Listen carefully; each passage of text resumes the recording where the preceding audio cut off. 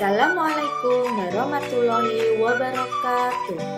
Salam dan bahagia Bapak Ibu Guru Penggerak.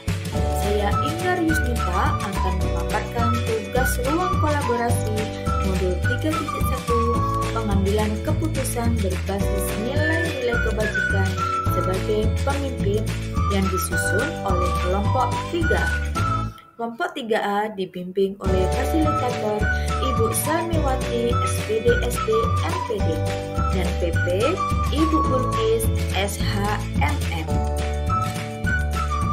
Kelompok 3A beranggotakan 3 orang, yaitu Ahmad Sodik dari SMPN 2 Satap Durai, Inggar Yusnita dari TKSD Negeri 1 Atap Pangkeng, dan Hamdani dari SDN 002 Bundur Barat.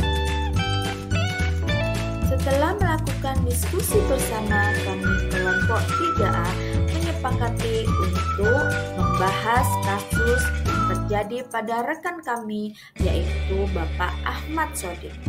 Deskripsi dari kasus yang dialami Pak Sodik adalah sebagai berikut.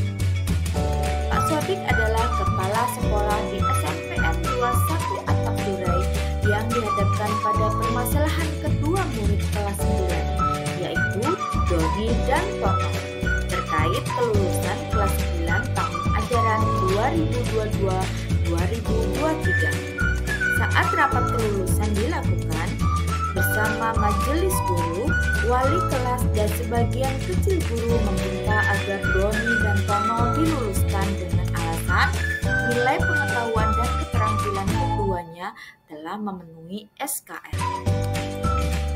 Namun sebagian besar guru mata pelajaran menghendaki Doni dan Tono tidak diluluskan dengan alasan nilai sikap keduanya C dan prosentase kehadirannya kurang dari 85%, yang mana kedua hal ini menjadi syarat kelulusan sekolah. Jika Anda adalah Pak Sodik, apa yang akan Anda lakukan? Lalu mengapa? Setelah mempelajari modul 3.1 tentang pengambilan keputusan berbasis nilai-nilai kebajikan sebagai seorang pemimpin, dan juga melakukan diskusi kelompok, kami kelompok 3A mendapatkan hasil analisis antara lain. 1. Keputusan yang diambil adalah tidak meluluskan Doni dan Tono dengan menggunakan prinsip rules-based thinking karena keputusan yang dibuat telah sesuai dengan SKL yang ditentukan di awal tahun ajaran. Selain untuk menjaga kredibilitas sekolah dan menegakkan keadilan untuk semua murid, nilai sikap dan kehadiran dari Doni dan Tono tidak memenuhi syarat kelulusan. Setelah kami mendapatkan hasil keputusan yang telah kami sepakati, kami melakukan 9 langkah pengambilan dan pengujian keputusan melalui beberapa pertanyaan. Antara lain, yang pertama, apa nilai-nilai yang saling bertentangan dalam studi kasus tersebut? Setelah melakukan analisis terhadap kasus tersebut, terdapat nilai-nilai yang saling bertentangan, antara lain nilai keadilan lawan nilai kasih sayang atau justice versus mercy. Yang kedua, siapa yang terlibat dalam situasi tersebut? Dalam situasi tersebut terlibat kepala sekolah, wali kelas, guru mata pelajaran, Doni, Tono, dan orang tua atau wali murid. Yang ketiga, fakta relevan apa yang terdapat dalam kasus tersebut? Yang pertama, Doni dan Tono adalah anak kelas 9. Nilai sikap Doni dan Tono adalah C. Kehadiran Doni dan Tono kurang dari 85%. Nilai pengetahuan dan keterampilan Doni dan Tono sudah sesuai dengan SKL. Kepala sekolah dan majelis guru melakukan rapat kelulusan. Terdapat perdebatan di antara wali kelas dan guru mata pelajaran. Wali kelas menghendaki Doni dan Tono diluluskan, dan sebagian besar guru mata pelajaran menghendaki Doni dan Tono tidak diluluskan. Yang keempat, melakukan pengujian benar atau salah terhadap situasi tersebut dengan mengajukan beberapa pertanyaan sebagai berikut. Yang pertama, apakah ada aspek pelanggaran hukum dalam situasi tersebut? Berdasarkan hasil keputusan yang telah kami sepakati, maka tidak terdapat aspek pelanggaran hukum dalam situasi tersebut. Yang kedua, apakah ada pelanggaran peraturan atau kode etik profesi dalam kasus tersebut? Berdasarkan keputusan kami untuk tidak meluluskan Doni dan Tono, maka tidak terdapat pelanggaran peraturan atau kode etik profesi dalam kasus tersebut. Yang ketiga, berdasarkan perasaan dan intuisi Anda, apakah ada yang salah dalam situasi ini?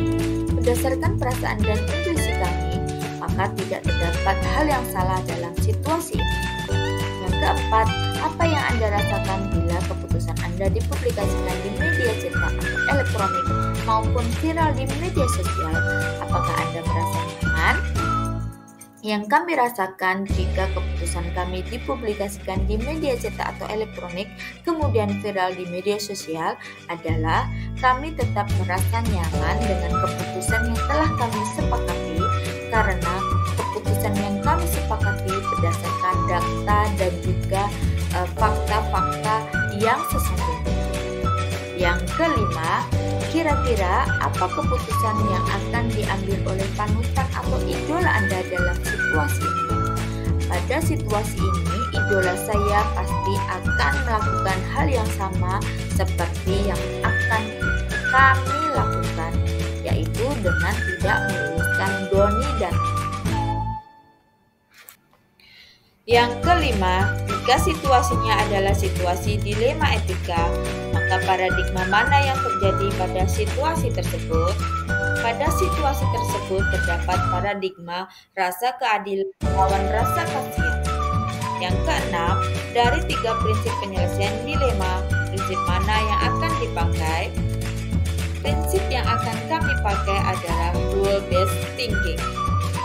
Nomor 7. Apakah ada sebuah penyelesaian yang kreatif dan tidak terpikir sebelumnya untuk menyelesaikan masalah ini? Setelah kami melakukan diskusi, maka tidak ada investigasi opsi trilema dalam kasus ini.